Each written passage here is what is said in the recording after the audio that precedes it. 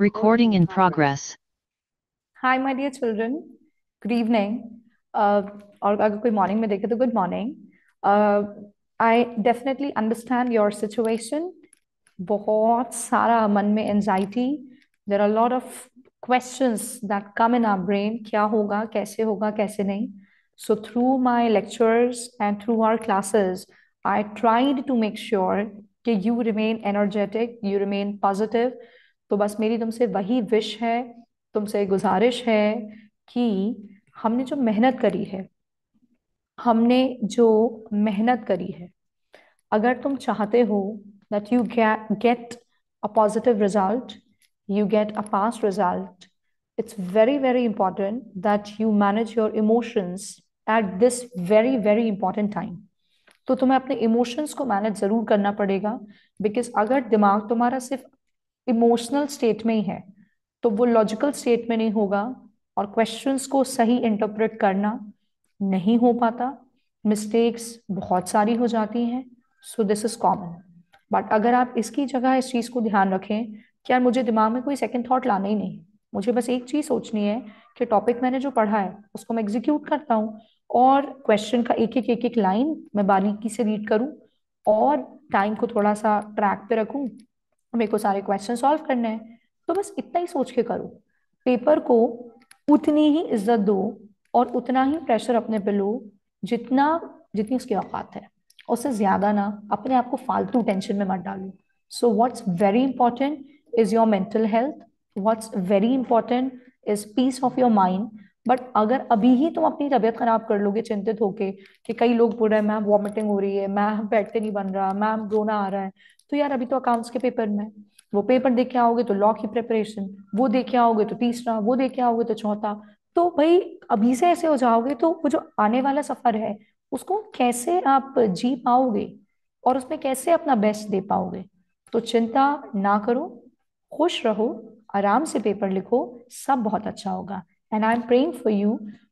जितने बच्चे मेरे बैच में हैं तो मैं ऑलमोस्ट सबको नाम से जानती हूँ. जो बच्चे बाहर के भी हैं तो मैं यही हमेशा बस दुआ करती हूँ कि बेटू जितने बच्चे ऊपर वाले हमारे छोटे बच्चे प्यारे बच्चे एफर्ट लगा रहे हैं फॉर ये फाउंडेशन, इतना एफर्ट लगा रहे हैं, तो please give them better reward than the effort that put in. तो बस यही तुम्हारे लिए दुआ है, तो चिंता नहीं. अब ये जो सेशन अभी का है ये मैं रिकॉर्ड तुम्हारे लिए कर रही हूँ कि एग्जैक्टली तुमको जो तुम्हारे दी 3 आवर्स हैं उनको कैसे यूज करना है और साथ में वो जो हमारे 15 मिनट्स हैं उनको हमें कैसे यूज करके चलना है इन आवर मेन पेपर. ठीक, तो फटाफट से सुनते चलो बात. सबसे पहली बात आती है मैम फर्स्ट 15 मिनट्स का हमें सही क्या यूज करना है. तो बी मेंटली प्रिपेयर. कोई भी इंसान इतना बड़ा पेपर 15 मिनट में रीड तो नहीं कर सकता. तो आपको पेपर को फटाफट से स्कैन कर लेना चाहिए. You should quickly scan the paper and observe rather identify कि कौन से वो क्वेश्चंस हैं जो तुम्हारे देखे हुए हैं और तुम एकदम मतलब you have done those questions. तो उन क्वेश्चंस को 2 क्वेश्चंस पिकअप कर लो. In your paper you have got question number 1, 2, 3, 4, 5 and 6. मैं इनमें से अभी 1 को साइडलाइन करके इनकी बात कर रही हूँ. इनमें से you choose any 2 questions. 15 minutes में ये काम कर लो प्रॉपर अपने आइडेंटिफिकेशन का. ये करने के बाद जो तुमने ये 2 क्वेश्चन सेलेक्ट किए सही अगर, तो तुम्हारे 15 मिनट्स एक्चुअली सही यूज हो गए. अब इसमें पॉसिबिलिटी है, हो सकता है जो तुमने क्वेश्चन चूज किया तुम्हें लग रहा था कि ये तुम्हें से बनता है और वो करना शुरू किया और वो नहीं बन रहा. तो अब क्या करना है. अब बहुत इंपॉर्टेंट बात, बहुत इंपॉर्टेंट बात, अपने को अपना दिमागी संतुलन नहीं खोना, हमें ज्यादा चिंतित नहीं होना. So what you have to do simply is आप जितना वो किया ना उसके पॉइंट के बाद अब अगर ब्लैंक हो गए 2-4 पॉइंट के बाद आप वहीं उसको छोड़ दो, जगह छोड़ दो, अगले क्वेश्चन पे मूव ऑन कर जाओ. ये मत घबराओ कि यार ये तो मेरा फर्स्ट था और मैम ने कहा है हमेशा फर्स्ट वो करो जो बेस्ट हो, तो यही स्पॉइल हो रहा है तो अब क्या होगा. होता है कभी कभी नहीं चल रहा होता दिमाग, तो आप उसको वहीं छोड़ो, स्पेस छोड़ो उसको कंप्लीट करने के लिए और आगे क्वेश्चन के साथ फटाक से मूव कर जाओ. अगला सुनो. टाइम अपने पास अवेलेबल, एक आइडिया तुम्हें है ही, पूरे टाइम में बोलती चली हूँ प्रैक्टिस कराते टाइम. 1 मार्क के लिए 1.5 मिनट है. अगर तुम्हारे पास 4 मार्क्स का क्वेश्चन है तो तुम्हारे पास 6 मिनट अवेलेबल है. 10 मार्क्स का क्वेश्चन है 15 मिनट अवेलेबल है. तुम्हारे पास जितने भी मार्क्स का है इंटू 1.5 कर दो. लेकिन मैं एक बात आपसे कहना चाहूंगी, वो बात ये है अगर कोई क्वेश्चन ऐसा है जो तुम पहले कर चुके हो, जो तुम पहले देख चुके हो, ऐसा क्वेश्चन आए तो कोशिश होना चाहिए कि जितना टाइम बनता है तुम उससे कम टाइम लगाओ। मतलब जैसे मैं तुमसे कहूँ ट्रायल बैलेंस का सपोजिंग क्वेश्चन आया जिसके सारे पॉइंट तुम्हें आते हैं, तो बेटू अगर 5 नंबर का आया तो 1.5 मिनट के हिसाब से 7.5 मिनट तुम्हारे पास एक मैक्स टाइम उसके लिए अवेलेबल है ही।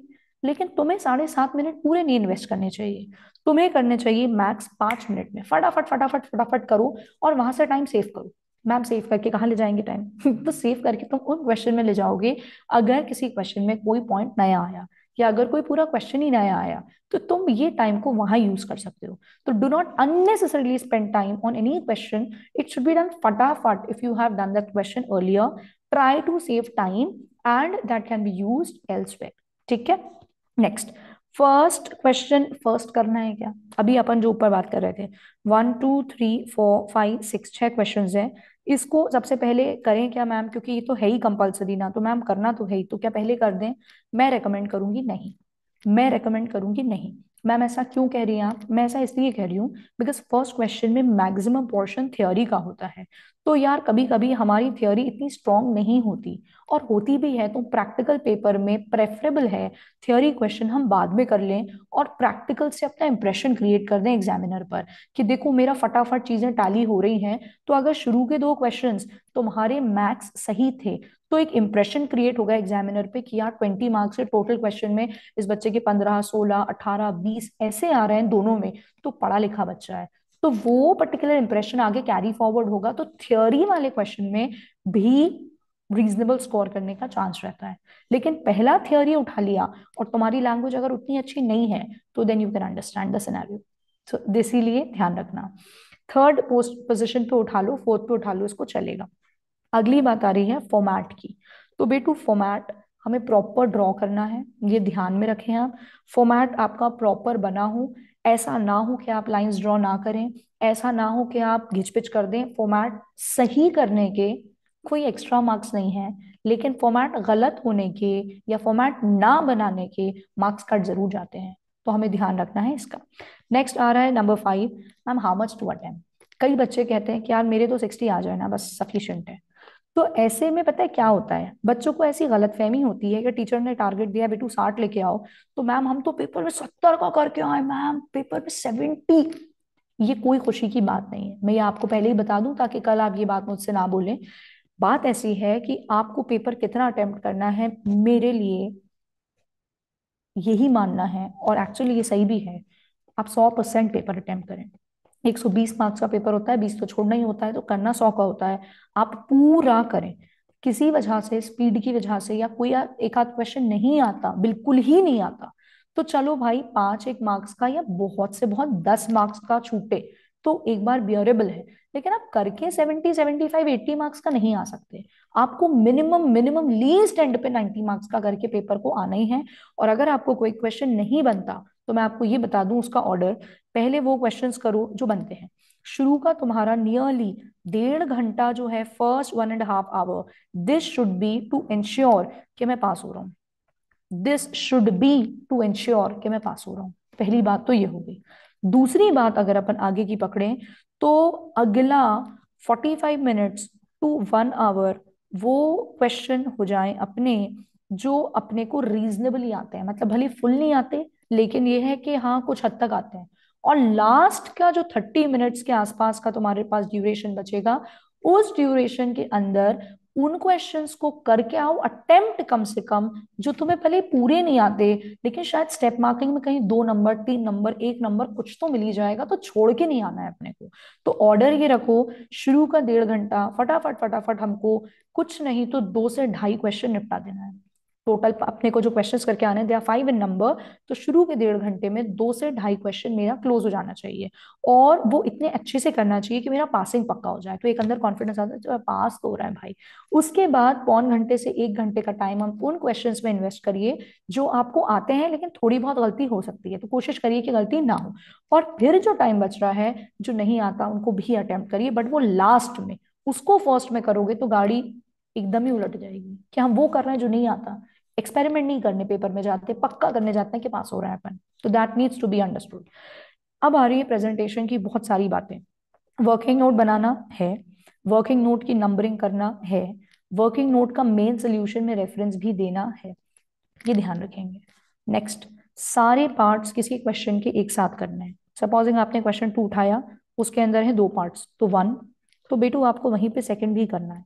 आपको ये नहीं करना कि आपने सिर्फ एक पार्ट कर लिया, फिर आपने 3 उठा लिया, फिर थोड़ी देर बाद फिर 2 उठा के उसका सेकंड कर रहा है, दैट्स रॉन्ग। तो आपने 2 उठाया है तो उसको भी ऑर्डर में रखो, उसको ऊपर हौच पौच मत करो, 1 2। फिर आपने फॉर एग्जाम्पल क्वेश्चन 5 उठाया है तो आपने उसका करा 1, फिर आपने करा उसका 2, फिर आपने करा उसका 3, what ever, that is the way. Business का नाम जो भी बन कर रहे हो उसके टॉप पे लिखो, बीआरएस के ऊपर, ट्रायल बैलेंस के ऊपर, फाइनेंशियल स्टेटमेंट, एनपीओ, जो जो भी है in the books of, dates ऊपर लिखो, चाहे वो बीआरएस का केस हो, इन्वेंट्री का केस हो, कंसाइनमेंट का केस हो, फाइनेंशियल स्टेटमेंट, एनपीओ, जहां जहां पॉसिबल डेट्स जो ऊपर डलती हैं टॉप पे वो डालिए। नेक्स्ट आ गया फॉर्मूला, जैसे एडीडी में कोई फॉर्मूला एप्लीकेबल है तो आप उसको डालें, जहां पे भी कोई फॉर्मूला लग रहा है वो डाल के आए। नया क्वेश्चन नए पेज से करें, but this doesn't mean one thing. मैं एक पेज आपके सामने खोल रही हूँ, फॉर एग्जाम्पल आपने इतना किया, इतना करने के बाद ये जगह बची है and you have to start a new question, तो इतनी नहीं जगह छोड़ते यार, इतनी होती है लास्ट की 3 4 लाइन चल जाता है, आधा पेज नियरली बचा है और आप ये छोड़ दो, ऐसा नहीं करिए, फिर आप नया क्वेश्चन यहीं से स्टार्ट कर दें, देयर इज नो प्रॉब्लम। उसके बाद लेफ्ट अलाइंड रखें। लेफ्ट अलाइन का मतलब क्या है? कई बच्चे बड़ा बेतुका टाइप से लिखते हैं, वो सीधे यहाँ लिख रहे होते हैं और फिर कोने में जगह उनकी ऐसे कम होने लगती है। आप शुरू से ध्यान रखिए कि भाई आपके पास स्पेस कम है, मैं मार्जिन से ही लिखूं, मार्जिन से ही, ताकि कोने में जाके घिच पिच ना हो। It is really important to understand. Next point आ रहा है फॉन्ट साइज। प्लीज थोड़ा रीजनेबल फॉन्ट साइज रखो। कई लोग ईंटों बराबर लिख रहे होते हैं, ब्रिक्स बड़ा बड़ा, तो उससे तुम्हारा प्रेजेंटेशन और अनटाइडी लगने लगता है। तो इसलिए फॉन्ट साइज को आप थोड़ा कम ही रख के चलें तो बेटर है, बहुत छुआ नहीं लेकिन एटलीस्ट वो जैसा इसके आसपास जो मैं लिखती हूँ। नेक्स्ट आ गया सप्लीमेंट्री शीट, वेरी इंपॉर्टेंट। अब देखो आपने ली सप्लीमेंट्री शीट नंबर 1, तो आपने जैसे ही ली तो यहाँ जगह होती है, यहाँ फटाक से नंबरिंग डालो 1, लेते से सबसे पहला काम 1। अगली सप्लीमेंट्री शीट ली, लेते से उसके ऊपर नंबर 2। मैम ऐसा तभी क्यों करना है? बिकॉज आपकी जब आप उसको टाई करोगे कॉपी को, तो ये ना हो जाए कि आप पहले 2 लगा दो और फिर 1 लगाओ। अगर ऑर्डर हौच पौच हो गया तो फिर दिक्कत है। तो इसीलिए तभी के तभी नंबर डाल दो कि 1 और फिर उसके बाद 2। क्या हम स्केल यूज करें मैम? आंसर इज जी हाँ। अगर आपसे सीधी लाइन नहीं बनती तो आप स्केल यूज करिए, कोई ज्यादा टाइम नहीं लगता उसमें। इंस्टेड ऑफ मेकिंग दो टेढ़ी आड़ी lines, people make such dirty, I mean presentation होता है उनका। अभी तो मेरा तो इतना बुरा हो ही नहीं पाता, मतलब कॉपी में नहीं हो पा रहा, कुछ बहुत पतला, कुछ बहुत चौड़ा, कुछ ऐसी टेढ़ी आड़ी लाइनें, फिर उसमें हम घुसा घुसा के लिख रहे हैं। इससे बेहतर है जनाब आप स्केल यूज कर लीजिए, कॉपी साफ सुथरी रहेगी, स्पेस प्रॉपर आप एलोकेट कर पाएंगे, तो कहीं पे भी स्क्रिबलिंग और ओवरराइटिंग जैसी प्रॉब्लम नहीं क्रिएट होगी। नेक्स्ट, अगर आपकी कोई मिस्टेक होती है, मैं यही लिख दूं, कोई आपकी अगर मिस्टेक है, तो बच्चों मिस्टेक अगर होती है, फॉर एग्जाम्पल आपने कुछ लिख दिया 1.5 लाख, जबकि 1.5 लाख नहीं लिखना था, वो होना था 8,25,000, तो अब आप इसको यूं यूं यूं यूं यूं यूं यूं ये नहीं करते।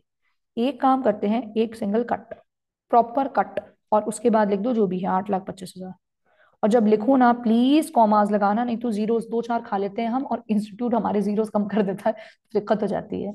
तो कॉमा वहीं के वहीं लगाते चलिए, तो आपको ही प्रॉब्लम नहीं आएगी, कंफर्टेबल रहेंगे आप पूरे पेपर के टाइम। अब आगे सुनिए, if it clicks that you have done it wrong, कोई स्टेप कर दिया, कोई सोल्यूशन कर दिया, आधा कर दिया, 2 4 स्टेप कर दिए, एकदम से तुम्हें लगा ये गलत है और तुमने उठा के करा फट से कट, और करने के बाद तुमने फिर सॉल्व करना स्टार्ट किया नए तरीके से और तुम्हें याद आया मैंने जो किया था वो तो सही था, वो तो सही था, बस बेटा अब इसके बाद अपना दिमाग ऐसा नेगेटिव हो जाता है कि ऐसा लगता है अब तो बस पक्का फेल। इसीलिए मैं आपको ये बात समझा रही हूँ। आपने कुछ किया, आपको सपोजिंग ऐसा लगे कि आपने गलत किया है, तो पहली बात तो आप उसको फिर से वहीं देख लो, फिर भी आपको लग ही रहा है कि गलत है, तो आप नया सॉल्व करना स्टार्ट कर दो बिना इसको काटे। उसको सॉल्व आप करो, आपको करते करते लगे हाँ यार मैं अब सही कर रहा हूँ, तो जब आप ये पूरा नया सही कर लो और आपको लग जाए मैंने सही किया है, फिर ऊपर वाला काटना, बट पहले से मत काटना, बिकॉज कभी कभी हमने सही किया होता है और फॉर द टाइम बिंग लगता है गलत किया है, और उसको हम काट देते हैं और फिर लगता है कि वो तो सही था, बस वही सब खराब हो जाता है। तो let that not happen. Coming to number 8, theory question. Now in case you get difference वाला question, डिफरेंस। तो बेटू डिफरेंस में अगर पॉसिबल हो तो आप बनाइए बेसिस का कॉलम। आप लिखिए पहली जो भी हेड है, दूसरा है बेसिस लिखो, एक्सप्लेनेशन, बेसिस लिखो, एक्सप्लेनेशन, खत्म। ये होने के बाद दूसरी बात पे हम आ जाए। अगर तुम्हारे पास डिफरेंस का ही क्वेश्चन है लेकिन उसमें बेसिस क्रिएट नहीं हो पा रहा है और पॉइंट टू पॉइंट डिफरेंस हम नहीं बता पा रहे हैं, जैसे वो तुमसे बोले फॉर एग्जाम्पल आप डिफरेंस बताइए मैचिंग कॉन्सेप्ट में और गोइंग कंसर्न में। अब भाई ये दोनों बिल्कुल ही अलग है, इनमें मैं कोई बेसिस का भी पॉइंट कॉमन नहीं निकाल पाऊं अगर, तो आप पहले लिख लो मनी मेजरमेंट जो भी है, दूसरा आपका कॉस्ट कॉन्सेप्ट लिखना है, जो भी लिखना है, गोइंग कंसर्न लिखना है, वट एवर। तो आप ये लिखो, इसको पॉइंट में एक्सप्लेन करो, 1 पॉइंट, 2 पॉइंट, 3 पॉइंट, फिर इस पे आ जाओ, 1 पॉइंट, 2 पॉइंट, 3 पॉइंट, जितने भी पॉइंट बैठ रहे हैं। You can write difference in both the manner, this is recommended but that is also suitable considering the kind of question.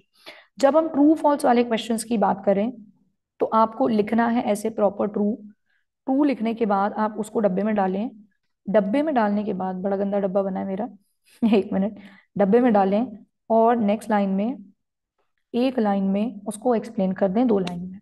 अगर आ रहा है फॉल्स तो आप फॉल्स लिखें, उसको साफ सुथरे बॉक्स में डालें, अगली लाइन में जाएं और उसको फटाक से उठा के एक्सप्लेन कर दें कि भाई इस वजह से ट्रू, इस वजह से फॉल्स। एक्सप्लेनेशन अगर आप भूलते हो तो ज्यादा चांसेस है कि आपको मार्क्स मिलेंगे ही नहीं, 2 में से 0। हो सकता है कभी कभी एक भी मिल जाए, लेकिन फिर भी आप तो यही मानो प्रूडेंस कंसेप्ट लगा के कि वो आपको नहीं मार्क्स देंगे। और अगर फॉल्स है तो भी आप ऐसे एक्सप्लेन करते चलें। मैम ट्रू में एक्सप्लेनेशन क्या लिखें, कई बार बच्चे पूछते हैं। तो वो जो सेंटेंस दिया था ना क्वेश्चन में, उसी को घुमा के लिख दो उसी को घुमा के लिख दो। और अगर फॉल्स है तो फिर हमें सही रीजन उसका लिखना ही है कि what was the right statement. ठीक है। देन इसके अलावा कोई ऐसा क्वेश्चन आए जिसके कोई फीचर्स वीचर्स हैं तो बेटू ऐसे चार्ट बना देना, तो पॉइंट लिख लेना और उसके बाद फिर हर एक पॉइंट को उठाना और नीचे एक्सप्लेन करते जाना। चलो नंबर 9 पे आ जाओ, रीडिंग ऑफ क्वेश्चन। मैम क्या ये मैटर करती है? सबसे ज्यादा। अगर आप क्वेश्चन ही सही नहीं पढ़ोगे तो आप क्वेश्चन समझे ही नहीं तो फिर आप सॉल्व ही नहीं कर पाओगे ना सही। क्वेश्चन बहुत ध्यान से पढ़ना, एक पॉइंट भी चेंज होता है तो सोल्यूशन बदल जाता है। क्वेश्चन बहुत ध्यान से पढ़ना, पढ़ते टाइम क्वेश्चन के यहाँ वहां दिमाग नहीं होना चाहिए, एकदम होश में अलर्ट होके पढ़ो कि what is given in the question, very important. उसके बाद आ रहा है ये इंपॉर्टेंट लास्ट बात, ऑलमोस्ट जो आता है वो छूटना नहीं चाहिए। जो आता है वो छूटना नहीं चाहिए, मैं बार बार ये चीज बोल रही हूँ पिछले 5-6 दिनों से। सिली मिस्टेक नहीं करना है, पहली बात। जो आता है वो छूटना नहीं चाहिए, दूसरी बात। हमने जो इतनी लंबी प्रेपरेशन करी और इतनी मेहनत करी, दिन रात एक करा, वो दिखाने का वो 3 घंटे का शो है जनाब, 3 घंटे का शो। इसमें सही नहीं किया ना तो लोग आपके ऊपर प्रश्न चिन्ह उठा के बोलेंगे पढ़ाई नहीं करी, क्या पता क्या करते रहते थे। तो सुनो, हमको उन सब की बातों को सोचना नहीं है, लेकिन हमें हमारा रिजल्ट सुधारना है। तो इंश्योर करना है जो आता है वो छूटे नहीं। Act like a warrior, be a warrior, don't be like मासूम बच्चा, मैं क्या करूं, मुझसे होगा नहीं होगा, ये सब नहीं सोचना है। You are strong, you are warrior, you are champion for me, I know you will do it amazing. होगा सब बहुत अच्छा होगा। कुछ नेगेटिव थॉट्स नहीं आना है दिमाग में, मम्मी क्या कहेंगी, पापा क्या कहेंगे, फेल हो गया तो मैम क्या कहेंगी, कम मार्क्स आए तो, कुछ से नहीं सोचना है। चिंता मुक्त रहो, क्वेश्चन अच्छे से पढ़ो, थोड़ी सी स्पीड मेंटेन करके चलो, नीट एंड टाइडी काम करो। कुछ भी इसमें थोड़ी बहुत गलती हो भी जाए तो ये मत सोचना अब क्या होगा, कुछ नहीं होगा, थोड़ी सी मिस्टेक हुई ना, बाकी सही करो। समझे? समझे? आखिरी बात, जब आप एग्जाम हॉल एंटर करें कोशिश करिएगा थोड़ा 5-1 मिनट पहले पहुंच जाएं। जाके सुकून से अपनी सीट पे बैठे, रोल नंबर देख लेना कि कहाँ हमें बैठना है, सुकून से बैठे। किसी से बातचीत नहीं करो, इशारे, तेरा क्या हुआ, तुम्हारे कैसा, हो गई तैयारी, नहीं हुई, कौन चैप्टर छोड़ा, अच्छा बीच में कोई प्रॉब्लम है तो हेल्प कर देना, ये सब फालतू बात नहीं। हॉल में गए, कोई फ्रेंड दिख रहा है तो बस स्माइल कर दी, सुकून से बैठो, आंख बंद करो। आंख बंद करने के बाद पूरी अपनी जर्नी रिकलेक्ट करो, कैसे कैसे मेहनत करी है, कैसे कैसे क्लास अटेंड करी है, कितनी प्रैक्टिस करी है। उसके बाद सोना नहीं है कि पता पड़े सो जा। ऊपर वाले से प्रेयर करो कि dear God please help me, give me the energy to write full paper, give me the ability to think correctly, give me the ability so that I am able to clear this exam with a good score, make my parents proud, make myself proud, and I'm able to reach next level, that is CA Inter. Please bless me. दुआ मांगो 2 minute अच्छे से, और मस्त जैसे ही आपका time होता है क्वेश्चन पेपर पढ़ो, लिखना शुरू करो और घबराओ मत। और बीच बीच में पता है कभी बड़ी इरिटेटिंग इन्विजिलेटर्स आ जाते हैं, क्या करा, रोल नंबर भरा है नहीं भरा, ये करो वो करो, कूल रहना। उन इन्विजिलेटर्स के पीछे पेपर नहीं बिगाड़ना है अपने को, क्योंकि उनको नहीं पता ना कि आपकी सिचुएशन क्या है। They are not from CA background. वैसे तो जो सीए बैकग्राउंड के होते हैं उनकी भी फीलिंग खत्म हो जाती है, कई बार उन्हें लगता है कि हमारे दौर में तो हमने तो कर लिया, इन्हें भी कर लेना चाहिए। बट अपनी फीलिंग अपने को पता है, अपना रिजल्ट अपने को सही करना है। तो इन्विजिलेटर अगर थोड़ी इरिटेटिंग हो, बदतमीजी मत करना, वो जो बोले उस काम को फटाक से करके क्लोज कर देना। ठीक है। बहुत सारी मैंने कोशिश करी तुम लोग को हेल्प करने के लिए। आई विश दैट जो मैंने कोशिश करी है उससे तुम लोग का रिजल्ट बहुत अच्छा आए। And you guys remember me in your prayers. Wishing lot of success, lot of happiness for you. And in case you need me at any moment, CA foundation के रिजल्ट अगर कुछ भी ऊपर नीचे हो and you need my help in the new syllabus, CA foundation का accounts जिसमें काफी चेंज है, I will still be available. ऊपर वाला करे तुम पास हो जाओ। You need my support, you want to study from me, you need guidance from me for C enter, so I take 3 subjects.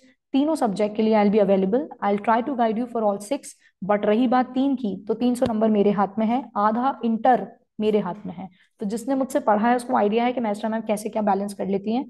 तो that's what I want to say at the last. God bless you, take care, love you, bye bye, thank you.